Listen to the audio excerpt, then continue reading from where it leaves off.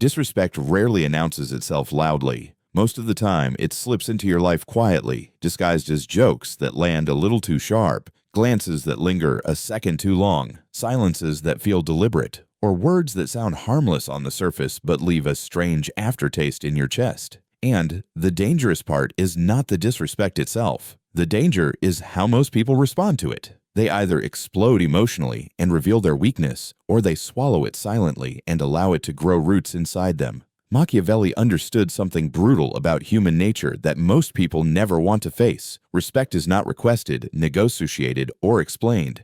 It is enforced through perception, timing, and control. And the moment you understand that, disrespect loses its power over you almost instantly. Imagine this for a moment. You walk into a room and nothing about you screams dominance. You are not loud. You are not aggressive. You are not trying to prove anything. Yet people feel the shift. Conversations adjust themselves around your presence. Someone who would normally interrupt others waits before speaking to you. Someone who enjoys pushing boundaries suddenly becomes cautious. Nothing obvious changed. No confrontation happened. No argument took place. But something invisible locked into place. That is the essence of Machiavelli's dark method. It is not about intimidating people. It is about shaping how they calculate the consequences of disrespecting you before the thought even fully forms in their mind. Most people believe respect comes from kindness, fairness, or moral consistency. Those things can create admiration, but admiration is fragile. Respect, real respect, comes from uncertainty mixed with self-control.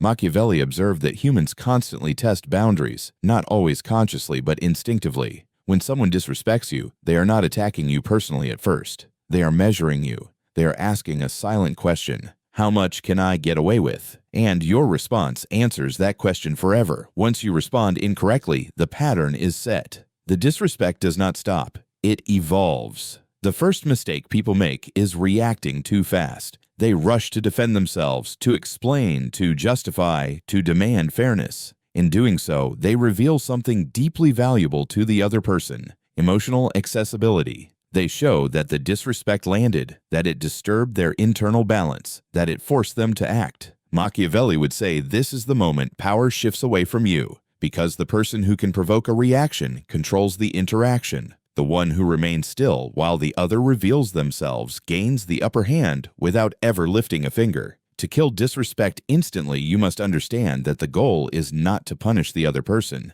Punishment still centers them. The goal is to remove their sense of leverage. Disrespect survives only where it feels safe. The moment it becomes risky, unpredictable, or unrewarding, it dies on its own. And risk in the Machiavellian sense is not about threats or violence. It is about consequences that feel undefined yet unavoidable. There is a moment Machiavelli often implied rather than stated directly, a moment where silence becomes heavier than any response. When someone disrespects you and expects either anger or submission, and instead they receive calm indifference paired with quiet observation, their mind starts working against them. They replay the interaction. They wonder if they crossed a line. They question whether you noticed more than you let on. Uncertainty begins to gnaw at them. And humans fear uncertainty more than confrontation because confrontation at least has rules. Uncertainty has none. This is where the dark method truly begins. You do not correct the disrespect immediately. You do not address it head on. You allow it to exist for just long enough to be remembered. And then, when the moment is right, you shift the dynamic in a way that has nothing to do with the original insult.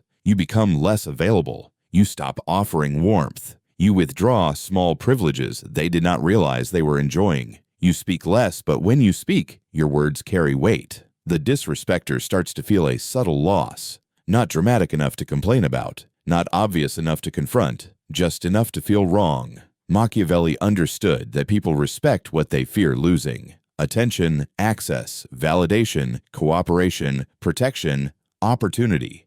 When someone disrespects you, they assume those things are guaranteed. Your job is to quietly remove that assumption, not angrily, not emotionally, surgically. Respect grows in the space where entitlement dies. There is a powerful psychological shift that happens when you stop explaining yourself. Disrespect often feeds on familiarity. The more predictable you are, the easier you are to test. When someone knows exactly how you will respond, they feel safe pushing further. But when your responses become controlled, delayed, and minimal, you become difficult to read. And what people cannot read, they cannot dominate. Think about the people you respect the most in your own life. Not the ones you love, but the ones whose presence automatically changes how you behave. They are not constantly asserting themselves. They are not correcting everyone. They are not reactive. They do not chase validation. Their power comes from restraint, from knowing they could act, but choosing when and how.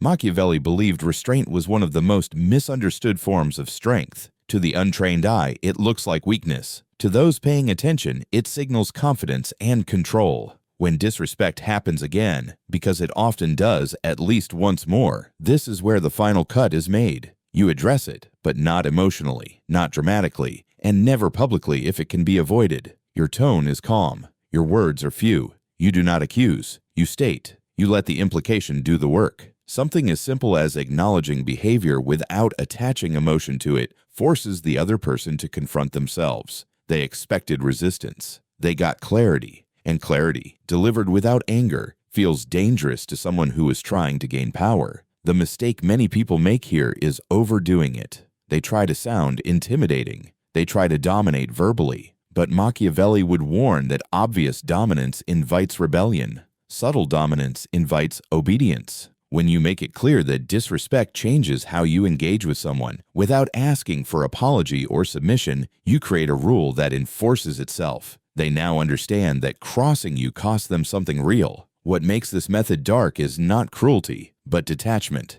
You are not trying to teach them a lesson for moral reasons. You are simply protecting your position. Machiavelli never believed the world operated on fairness. He believed it operated on perception and advantage. And in that world, the person who maintains inner stability while shaping external outcomes holds power. Over time, something interesting happens. People who once tested you stop doing so, not because you threatened them, but because you no longer feel profitable to challenge. Others begin treating you with a different tone, even if they cannot explain why. They sense boundaries without seeing fences. They feel consequences without witnessing punishment. That is when disrespect truly dies. Not loudly, not dramatically, but permanently.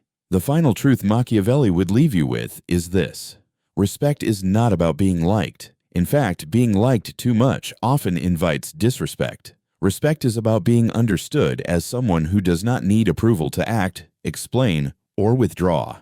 When people realize you are willing to walk away emotionally, socially, or strategically without drama, they adjust themselves around you.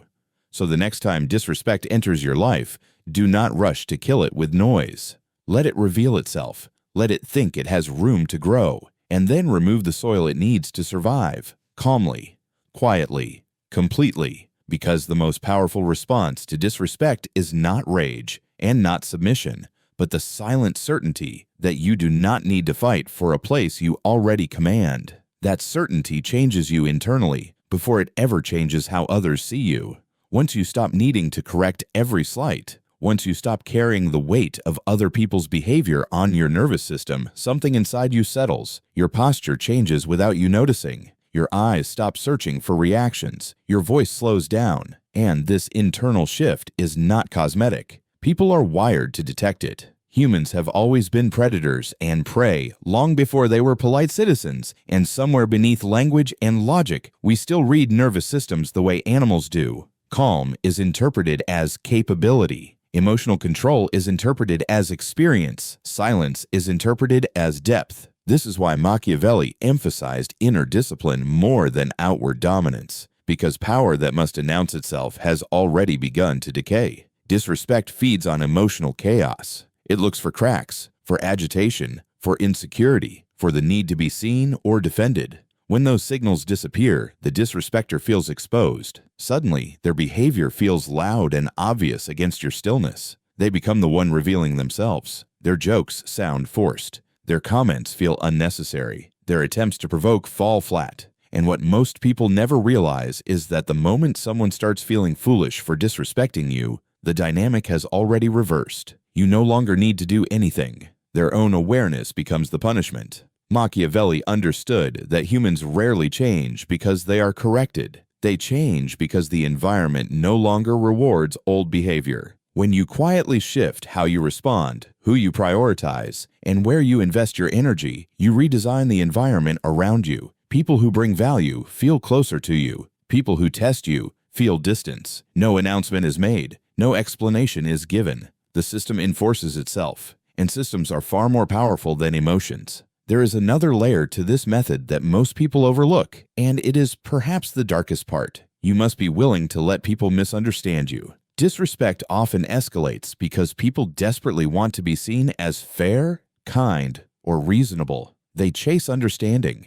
They want to be perceived as good. Machiavelli would say this craving makes you manipulable. When you stop correcting narratives about yourself, when you allow others to sit with their assumptions, you remove one of their strongest tools. Someone who cannot control how you see yourself cannot control you. This does not mean becoming cold or cruel. It means becoming self-contained. Your sense of worth no longer leaks outward, searching for confirmation. And once that happens, disrespect loses its leverage entirely. Because disrespect only works on people who need something from the person delivering it. Approval, validation, acceptance, control. When you need none of it, the insult has nowhere to land. At this stage, something subtle but powerful begins to happen in your relationships. People start approaching you differently. They choose their words more carefully. They hesitate before crossing lines. And interestingly, some people disappear altogether. This is not a loss. This is filtration. Machiavelli believed power always clarifies relationships.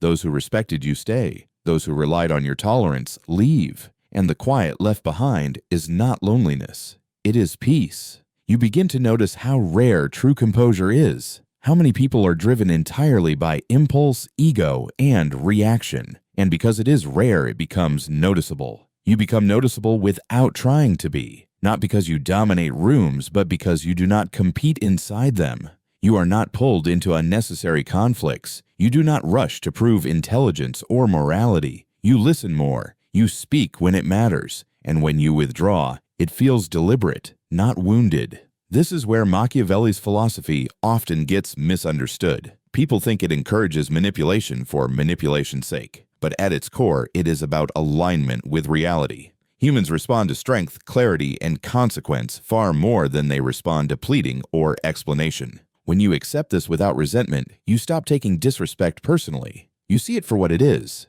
information, a test, a signal. And once you read the signal correctly, the response becomes obvious. There may be moments where you must be direct, where silence alone is not enough. When that moment comes, your words should feel final, not emotional, not rehearsed, not dramatic. Just precise. The power is not in what you say, but in the fact that you did not need to say it sooner. That delay communicates confidence far more than aggression ever could. It tells the other person you are not reactive. You are selective. Eventually, you reach a point where disrespect becomes rare, not because the world has changed, but because your presence has. You no longer signal availability for nonsense. You no longer reward poor behavior with attention. And the people around you adapt, the way water adapts to stone, quietly, inevitably. Machiavelli would remind you that this is not about becoming feared. Fear is unstable. It invites resistance. This is about being respected as someone whose boundaries are invisible but immovable, someone whose calm cannot be shaken, someone whose absence is felt more than their anger ever would be. And once you reach that state, you realize something profound.